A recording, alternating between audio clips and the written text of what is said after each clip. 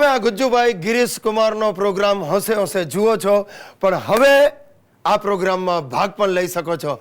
તમારામાં કોઈ પણ જાતની ટેલેન્ટ હોય તો અમે તમને આમાં ચાન્સ આપીશું. અમને જરૂર લખી મોકલો.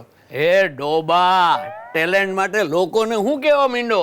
અરે ટેલેન્ટ તો તારા ઘરમાં જ છે. એ ગિરિયા મને ઈ કે આપણે જો મ્યુઝિક આલ્બમ બનાવવું હોય તો કેટલા પૈસા જોઈએ એમાં? કાંઈ નહીં, આપણે બનાવીએ તો પૈસા જોઈએ, પણ આપણે બનાવીએ જ શું કામ? અરે પણ તારે નથી બનાવવું, મારે તો બનાવવું છે ને. અરે ગિરિયા, હું વાત કરું, મેં તો ભજનો લખી રાખ્યા છે અને આલ્બમનું નામે નક્કી કરી નાખ્યું છે, સંત શિરીષ બાબાની પવિત્ર પછેડી. બાપુજી, નવરા બેઠા નખો વાળવાનું રહેવા દો. આ સંત શિરીષ બાબાની પછેડી કાઢવા જતા ઘરની ચાદરો વેચવાના વારા આવશે. હવે ચૂપ રે ડોબા, ધંધામાં તને શું ખબર પડે? અરે ગઈકાલના સંગીતકારો લારી ચલાવીને આજે આલિશાન બંગલામાં પહોંચી ગયા છે. એ ભલે પહોંચી ગયા, પણ આપણે આ તમારા ભજનોની સીડી બહાર પાડશું ને તો આ ફ્લેટમાંથી બહાર નીકળીને લારી ચલાવવાના વારા આવશે. અરે તને ખબર છે આજકાલ કેટલા બધા મ્યુઝિક આલ્બમો બહાર પડ્યા છે? બચ્ચું મારો બચરવાળ, પુરુષોત્તમ દાસના પ્રભાતિયા, સાડીમાં સુકાયો મારો માળીનો જાયો. પણ તમને ખબર છે આ બધા આલ્બમો લારીમાં પડ્યા સડે છે. આ જેણે બનાવ્યા છે, તૈયાર કર્યા છે ને, એની પણ સાંભળવાની હિંમત નથી થતી, એટલા અસહ્ય હોય છે આલ્બમો. એ ગમે હોય. અરે મેં તો ભજન લખીને ચોપડી છે ને મારા સંગીતકાર મિત્ર મનુ મલિકને મોકલાવી દીધી છે. અરે એને તો રેકોર્ડિંગ પણ શરૂ કરી દીધું છે.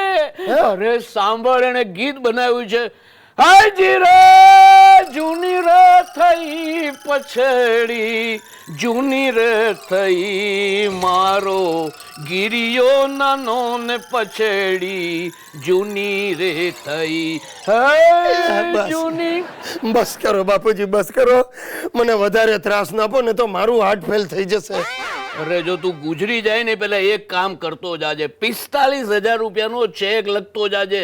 માલે ઓલા રેકોર્ડિંગ વાળાને ચૂકવવાના છે. આ આજકાલના છોકરાઓ મોટાઓનો વાદ લેવા માંડ્યા છે. મોટાઓ જે કરે એ જ એમને કરવું છે. ના ના ભાઈ, સારો વાદ લેતા હોય તો વાંધો નહીં, પણ આ માળાઓને જે ઊંધું છે, ખોટું છે, એ જ કરવું છે. આ મારો હિતિયો હમણાં 2 દિવસથી સત્યાગ્રહ પર ઉતર્યો છે. મને કહે છે કે મને નવી બાઈક અપાવો ને તો હું આ મરણાંત ઉપવાસ કરીશ.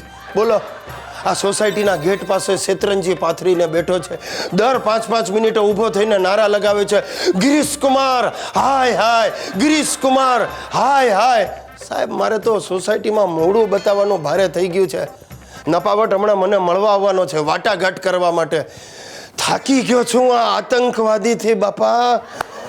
ગિરીશ કુમાર, શું વિચાર્યું? એ ડોબા, વિચારવાનું મારે નહીં, તારે છે. બાપા સામે આવા ત્રાગા કરતા તને શરમ નથી આવતી? આ ત્રાગા નથી, આ સત્યાગ્રહ છે, સત્યાગ્રહ. બાપુ ચિંધ્યો માર્ગ, સત્યાગ્રહ. અરે સકોરાનો સત્યાગ્રહ છે, આ તારો દુરાગ્રહ છે. ઇતિયા, આપણા ઘરમાં બાપુજીના વખતનું સ્કૂટર પડ્યું છે ને, છતાં તારે બાઇક લેવી છે? એ મારો જન્મસિદ્ધ અધિકાર છે અને એ મેળવવા હું દેહ ત્યાગ કરવા પણ તૈયાર છું. હવે રેવા દે. બાથરૂમમાં વંદો જુએ છે અને તારો જીવ નીકળી જાય છે. દેહ ત્યાગ કરવા નીકળ્યો છે. ખોટી ધમકીઓ ના આપ નબળા. આ ધમકી નથી, આ જાગૃતિ છે. ઇન્કલાબ જિંદાબાદ, કરેગે યા મરેગે. મારી જ નાખીશ તું અમને, અને અમારું કરી જ નાખવાનો છે તું. તારાથી કાંઈ થવાનું નથી. આ ચળવળમાં હું એકલો નથી. બાપના અત્યાચારોનો ભોગ બનેલા 5 છોકરા અને 2 છોકરીઓ મારી સાથે છે. જો તમે ના પાડશો તો અમારું આંદોલન વધુ ઉગ્ર બનશે. એ ડોબા, આંદોલન ભ્રષ્ટાચાર સામે હોય. મેં કયો ભ્રષ્ટાચાર કર્યો છે? હા, તને જન્મ આપ્યો એને ભ્રષ્ટાચાર ગણતો હોય તો કર આંદોલન, જા. બોસ, જરા વ્યાજબી વાત કરો. આંદોલન સમેટાવવું હોય તો ત્યાં આવો, લીંબુ પાણી પીવડાવો અને અમારી માંગણી પર વિચાર કરશું તેવું સાંત્વન આપો.